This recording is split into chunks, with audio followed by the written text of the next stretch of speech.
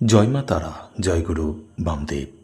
গল্পকথায় তারাপীঠে আপনাদের সুস্বাগতম। হ্যাঁ বন্ধুরা, আজ ধনতেরাস।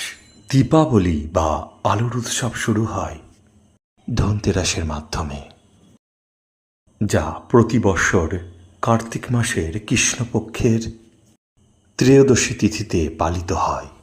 যাই হোক বন্ধুরা, আজ ধনতেরাসের আন্তরিক প্রীতি, শুভেচ্ছা এবং অভিনন্দন। আজ এই ধনতেরাসের শুভ মুহূর্তে ধন সম্পদের দেবী মা লক্ষ্মী, ধনের দেবতা কুবের এবং সুস্বাস্থ্যের দেবতা ধন্বন্তরীর পুজো করা হয়। এতক্ষণ গল্প করলাম ধনতেরাস সম্পর্কে।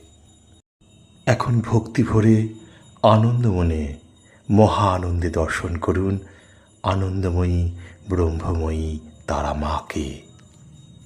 জয় মা তারা।